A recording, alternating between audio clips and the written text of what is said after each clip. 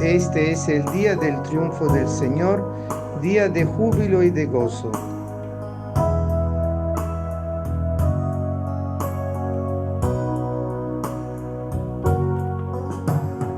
Aleluya, aleluya, aleluya, aleluya.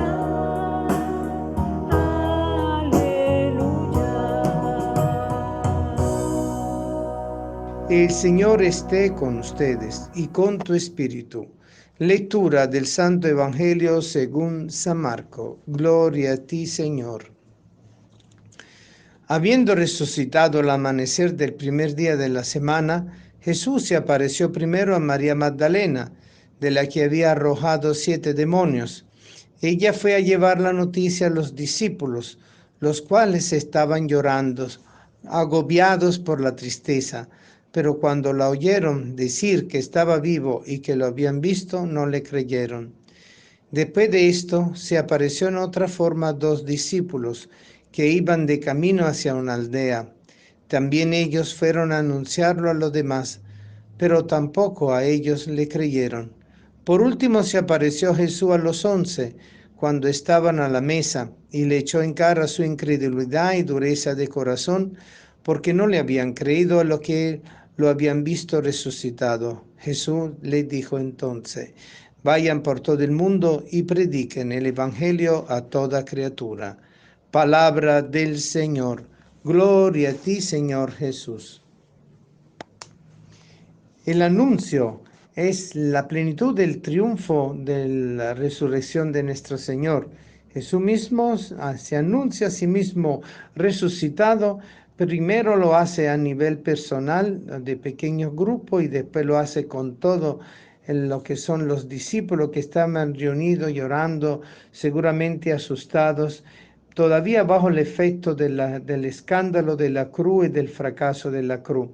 Para ellos eso había sido terrible, una experiencia donde ellos habían prácticamente quedado solos y se habían sentido totalmente abandonados, pero ellos permanecían unidos. Esa actitud de permanecer unidos era justamente la semilla que Jesús había dejado entre ellos, porque él había practicado esa vida fraternal, esa vida comunitaria con ellos a lo largo y lo ancho de toda Galilea, de Judea, en cada momento desde que él se manifestó públicamente. Después fue prácticamente realizando sus signos, sus palabras y la presencia de ese amor misericordioso de Dios totalmente encarnado en el ser humano y dentro de lo que era la historia del pueblo judío y de la humanidad como tal.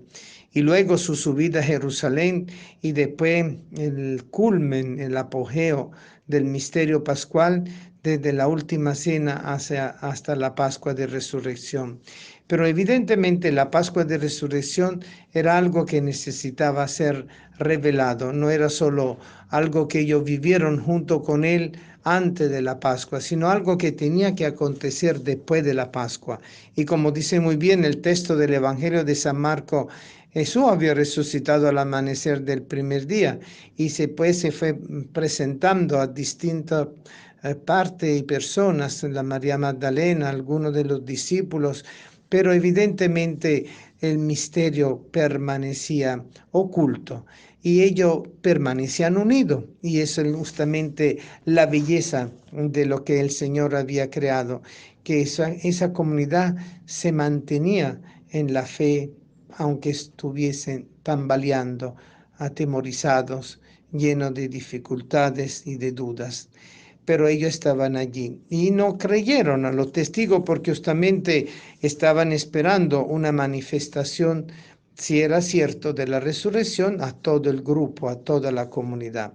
Y es eso lo que el Señor quiso preparar, esa actitud de espera, pero no tan como ellos pudieron haberlo hecho de manera confiada. Ellos no lo hicieron de esa forma, sino de la manera como ellos lo pudieron hacer, desde su limitación humana, desde sus miedos, desde su dificultad en creer. Por eso el Señor le echa en la cara su incredulidad y dureza de corazón, pero al mismo tiempo los anima.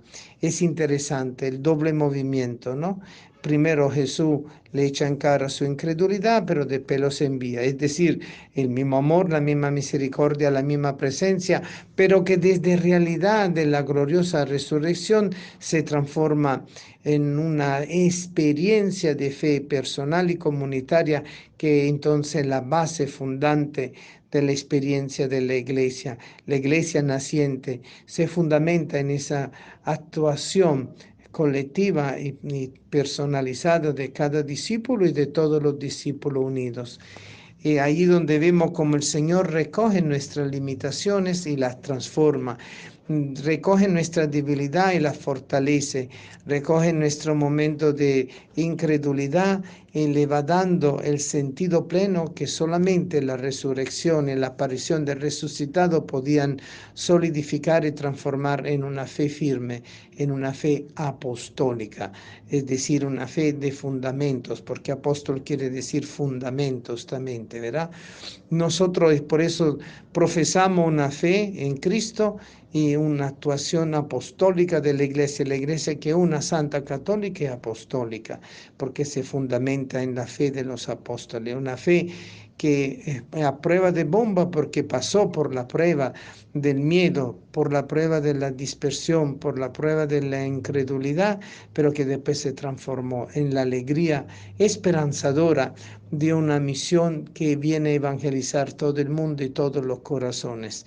Era necesario que ellos pasaran por esa experiencia, así como es necesario que nosotros los cristianos católicos después de 2000 años pasemos por estas experiencias que a veces sacuden nuestra seguridad, nuestra capacidad de sentirnos en lo cierto, cuando vienen situaciones, cuando hay escándalos, cuando vienen dudas, cuando vienen propuestas de interpretaciones cristianas diferentes que pueden poner a riesgo nuestra solidez y nuestra total identidad como iglesia apostólica, católica y romana. Eso no significa que el Señor vino a crear una fe a prueba de cualquier ataque del enemigo, sino una fe totalmente fundamentada en la experiencia del Cristo resucitado. Y eso es lo que nosotros transmitimos, porque eso es lo que el Señor le quiso decir: vayan por todo el mundo y prediquen el Evangelio a toda criatura. Pero ¿cuál Evangelio? El Evangelio del querigma, Cristo encarnado, nacido, vivido, muerto y resucitado y subido a los cielos. Allí es donde nosotros vemos la plenitud del misterio de la gloria, porque a través de eso es que nosotros hemos recibido la gracia de la conversión, la gracia de la salvación y la fuerza del Espíritu Santo que viene de lo alto a forjar a la iglesia, a plasmar cada discípulo misionero, a forjar y a plasmar cada comunidad de fe para que no se pierda. Por eso, queridos hermanos, aunque podamos tener momentos de noche oscura, aunque podamos tener momentos de desesperanza, aunque podamos tener momentos donde nos cerremos sobre nosotros mismos, cayendo en un egoísmo inclusive religioso, nosotros estamos llamados a vivir esta experiencia del Cristo resucitado. El punto es muy sencillo: creer que de verdad ha resucitado, pero esa respuesta solo la encontramos dentro de nuestro corazón y en el corazón de la comunidad de fe, que es nuestra iglesia, nuestra parroquia, nuestros grupos donde se vive y se practica la fe, la esperanza y la caridad, y así vencer todo mal, toda duda, toda incredulidad. Estos son tiempos de tener una fe a prueba de bomba, es decir, una fe que no se deje destruir ni se destruye a sí misma, sino una fe que se fortalece en las debilidades que podamos tener, en la duda que podamos tener, pero que después viene a encontrar la respuesta cada vez en Cristo Jesús resucitado. Sí, Señor, tú has resucitado en mi vida. Sí, Señor, tú has resucitado en mi comunidad de fe. Sí, Señor, tú has resucitado y sigues resucitando los corazones enfermos, los corazones incrédulos, los corazones que te están abandonando. Sí, porque tú has vencido la muerte, has vencido el pecado y has vencido el miedo. Bendito y alabado sea el nombre de nuestro Señor Jesucristo resucitado. Aleluya, aleluya.